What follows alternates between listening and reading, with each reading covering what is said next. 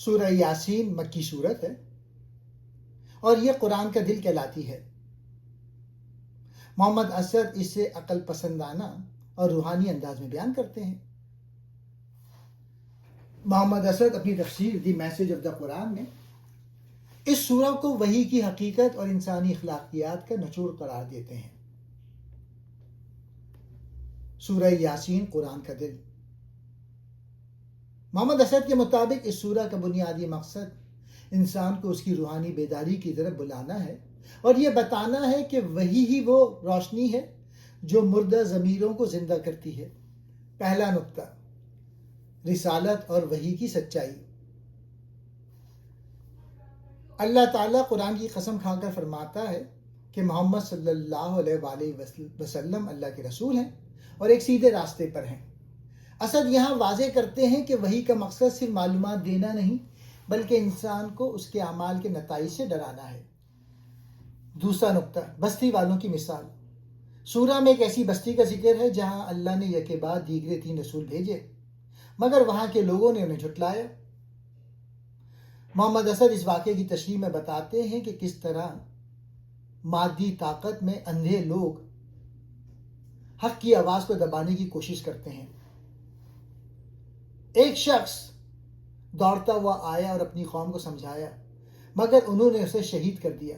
اسد کے نزدیک یہ واقعہ حق کے لیے انفرادی جدوجہد کی بہترین مثال ہے۔ ایک نیک آدمی آیا اور کہا ان رسولوں کی پیروی کرو مگر لوگوں نے اسے قتل کر دیا۔ محمد اسد کے مطابق یہ واقعہ ہر دور کی نمائندگی کرتا ہے۔ حق کو ماننے والے اکثر کم ہوتے ہیں مگر ان کا انجام کامیابی ہے۔ تیسرا نقطہ، فطرت کے نشانات، توحید کی دلیل۔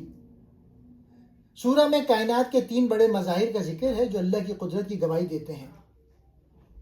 مردہ زمین کا زندہ ہونا، بارش کے ذریعے نباتات کا اگنا، دن اور رات کا نظام، روشنی اور تاریکی کا ایک دوسرے کے پیچھے آنا، اجرام فلکی کی حرکت، سورج اور چاند کا اپنے مدار یعنی آربٹ میں تیرنا۔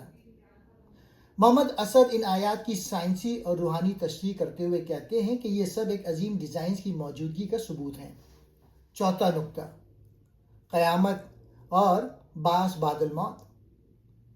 سورہ یاسین میں قیامت کا منظر نہایت پر اثر انداز میں بیان کیا گیا ہے۔ جب سور پھونکا جائے گا تو لوگ اپنی قبروں سے ایسے نکلیں گے جیسے وہ گہری نیند سے جاگے ہیں۔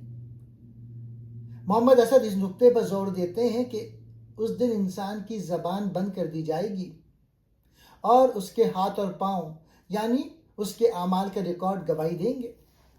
پانچواں نقطہ، تخلیق انسانی اور اللہ کی قدرت۔ سورہ کے آخر میں منکرین کے اس سوال کا جواب دیا گیا ہے کہ بوسیدہ ہڈیوں کو کون زندہ کرے گا؟ اللہ فرماتا ہے کہ جس نے پہلی بار پیدا کیا وہی دوبارہ پیدا کرنے پر قادر ہے۔ محمد اسد کن فیکون یعنی ہو جا اور وہ ہو جاتا ہے کی تشریح میں لکھتے ہیں کہ اللہ کے لیے ارادہ کرنا اور کام کا مکمل ہونا ایک ہی بات ہے۔ کلیدی نکات محمد اسد کے مطابق۔ موضوع پہلا، حیات نو۔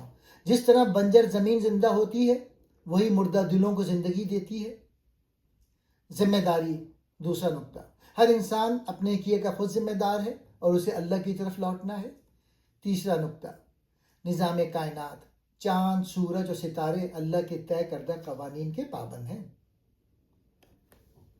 خلاصہ صورت، محمد اسد کے نزدیک سورہ یاسین ہمیں یہ بتاتی ہے کہ زندگی صرف اس دنیا تک محدود نہیں ہے۔ یہ سورہ انسان کو غفلت سے نکال کر اس کے اصل مقصد کی طرف متوجہ کرتی ہے اور اسے ایک ایسے ضابطۂ اخلاق پر چلنے کی دعوت دیتی ہے جو اسے دنیا اور آخرت میں کامیاب بنا سکے۔